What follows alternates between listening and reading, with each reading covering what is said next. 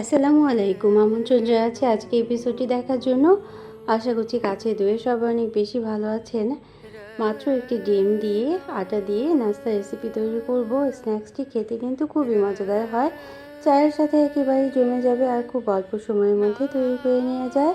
রেসিপিটি ভালো লাগলে চ্যানেলটাকে সাবস্ক্রাইব করে সাথে থাকতে পারেন নিত্য নতুন রেসিপি দেখার জন্য।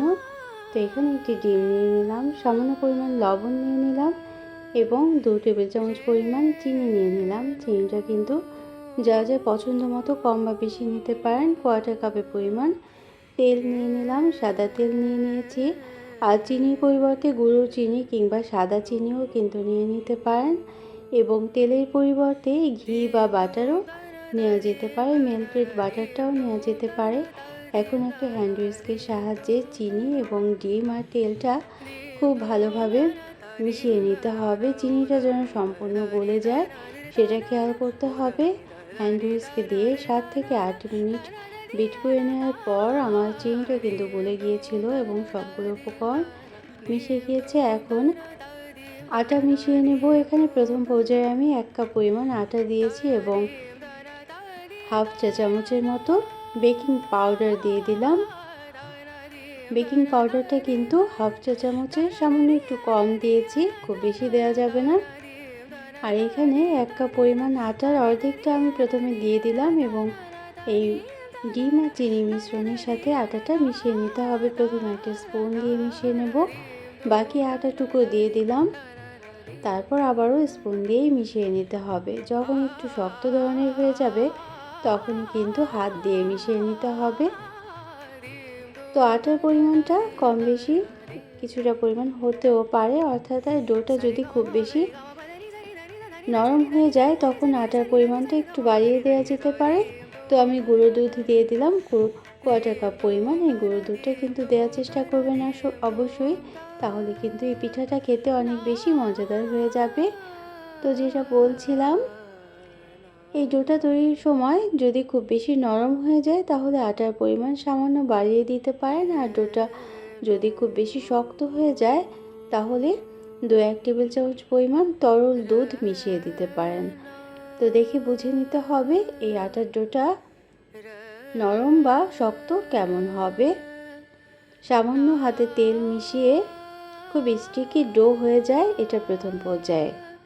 যখন খুব বেশি স্টিকি হয়ে যাবে তখন কিন্তু হাতে অল্প অল্প তেল মিশিয়ে এবং হাতটা ভালোভাবে ধুয়ে নিয়ে আবারও মিশ্রণটাকে এভাবে করে মিশিয়ে দিতে হবে। ভালোভাবে হাতটা ধুয়ে নিয়েছিলাম এবং তেল মিশিয়ে আমি আরও ভালোভাবে মিশ্রণটা তৈরি করে নিয়েছিলাম। কিছুটা সময়ের মধ্যে এভাবে করে মিশ্রণটাকে তৈরি করে নিতে হবে, তাহলে কিন্তু খুব নরম একটা পিঠা তৈরি হয়ে যাবে ভাজার পরে। প্রায় 8 থেকে 10 মিনিট যখন মিশ্রণটা এভাবে করে ডোটা তৈরি করে নিয়েছি, তারপর খুব নরম একটা ডো তৈরি হয়েছে। এখন কিন্তু স্টিকি ভাবটা অনেকটাই কমে গিয়েছে। হাতে অল্প অল্প তেল মিশিয়ে ছোট ছোট অংশে আমি ভাগ করে নেব। প্রথমে বিভিন্ন ধরনের শেপ দিয়েই কিন্তু এই পিঠাটা তৈরি করে নেওয়া যায়। খুব পাতলা করে আজকে পিঠাটা তৈরি করব, কারণ এই পিঠাটা তেলে দেওয়ার পর অনেকটাই ফুলে যায়। আর এই জন্য পাতলা করে যদি তৈরি করা হয় তাহলে উপরের দিকটা খুব মুচমুচে হবে এবং ভিতরটা নরম তুলতুলে একটা মজাদার পিঠা তৈরি হয়ে যাবে। তো আমি একটা নাইফের পিছন দিক দিয়ে এভাবে করে একটা কাটা কাটা ডিজাইন করে নিচ্ছি। এটা কিন্তু অপশনাল, নাও দিতে পারেন, তবে এভাবে কাটা কাটা ডিজাইনটা করে নিলে কি হবে, পিঠাটা অনেক পাতলা হয়ে যাবে এবং পাতলা পিঠাটা ভাজার পরে যখন ফুলে উঠবে এটা কিন্তু উপরের দিকটা অনেকটাই বেশি মুচমুচে হয়ে যাবে। তো এভাবে করে সবগুলো পিঠা প্রথমে তৈরি করে নিতে হবে। আর এটা যেহেতু খুবই পাতলা, এটা কিন্তু অনেকটাই সাথে সাথে ভেজে নিতে হবে, তা না হলে যে প্লেটে রাখা হবে সেই প্লেটে কিন্তু অনেকটা লেগে যেতে পারে। এজন্য খুব বেশি সময় এভাবে রেখে দেওয়া যাবে না, অনেকটা সাথে সাথেই ভেজে নিতে হবে। এই পর্যন্ত যারা দেখলেন একটা লাইক দিতে ভুলে গিয়েছেন, অবশ্যই একটা লাইক দিয়ে দিতে পারেন, প্রয়োজনে কমেন্ট করতে পারেন এবং শেয়ার করতে পারেন ফ্রেন্ডস অ্যান্ড ফ্যামিলির সাথে। যারা প্রথম ভিজিট করছেন তারা চাইলে চ্যানেলটিকে সাবস্ক্রাইব করে বেল বাটনটাকে একটা প্রেস করে রাখতে পারেন, তাহলে নোটিফিকেশন পেয়ে পরবর্তী রেসিপিগুলো দেখে নিতে পারবেন। তো হাতের তালুতে নিয়ে একটু চ্যাপ্টা ধরনের করে নিয়েছি, আর চ্যাপ্টা ধরনের করে নিলেই কিন্তু পিঠাটা খুব মুচমুচে হয়ে যাবে তেলে দেওয়ার পরে। তো বিভিন্ন শেপের কিন্তু এই পিঠাটা তৈরি করে নেওয়া যায়। যদি লম্বাটে বা পাতলা করে তৈরি করেন তাও হবে, আবার একটু মোটা ধরনের তৈরি করে নিতে পারেন, কিংবা গোল শেপ করেও তৈরি করে নিতে পারেন। গোল শেপ করেও আমি একটা পিঠা তৈরি করে দেখিয়ে দিচ্ছি। এটা ডিজাইনটাও কিন্তু একটু অন্যরকম করে নিয়েছি। এত সহজ একটা পিঠা রেসিপি চুলায় চা বসিয়ে যে কোনো সময় তৈরি করে নিতে পারবেন খুব অল্প সময়ের মধ্যে, এবং হঠাৎ মেহমানদারিতেও এভাবে করে তৈরি করে নিতে পারবেন। আর তৈরি করে রেখে অনেক দিন পর্যন্ত সংরক্ষণ করে খেতে পারবেন।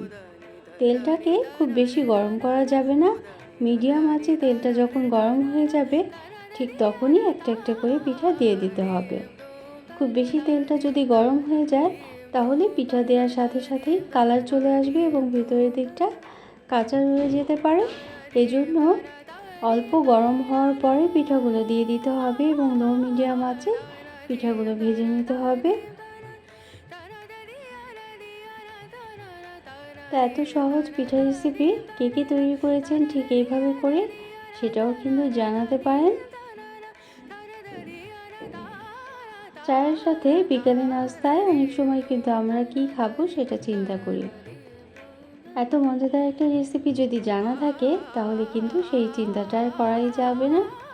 অথবা বাচ্চাদের স্কুলে টিফিনেও কিন্তু এভাবে করে তৈরি করে দিয়ে দিতে পারবেন, কিংবা তৈরি করে রেখে সংরক্ষণ করে রেখে দিলে হালকা ক্ষুধায় যে কোনো সময় খেয়ে নিতে পারবেন। বাজার থেকে কেনা অস্বাস্থ্যকর বিস্কুটের পরিবর্তে এরকম ঘরে তৈরি করা পিঠা কিন্তু অনেক বেশি স্বাস্থ্যকর। তো দেখলেন তো আমি খুব অল্প সময়ের মধ্যেই ভেজে নিয়েছি এই সবগুলো পিঠা, 2 থেকে 3 ব্যাচে সবগুলো পিঠা ডুবো তেলে ভেজে নিয়েছি। আর চাইলে এই পিঠাগুলো বিস্কিট হিসেবেও তৈরি করে নিতে পারেন। সেক্ষেত্রে একটা তাওয়ায় করে বিছিয়ে যেভাবে আমরা করে বিস্কুট তৈরি করি চুলাতে ঠিক সেভাবে করে তৈরি করে নেওয়া যেতে পারে। তো সবগুলো পিঠা আমি এভাবে করে ভেজে নিয়েছি এবং পরিবেশন করে নিচ্ছি।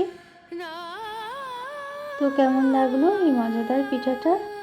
আর ঘরে থাকা অল্প কিছু উপকরণ দিয়েই পিঠাটা তৈরি করে নেওয়া যায়। তো এই পর্যন্ত যারা থাকলেন সবার জন্য রইল অনেক অনেক শুভকামনা। অন্য কোনো দিনে অন্য কোনো রেসিপি নিয়ে আসবো। সেই পর্যন্ত সবাই অনেক বেশি ভালো থাকবেন। ফেসবুক থেকে দেখলে অবশ্যই পেজটাকে ফলো করে রাখতে পারেন। তো সবার জন্য শুভকামনা জানিয়ে, দোয়া জানিয়ে thanks for watching. Allah Hafiz.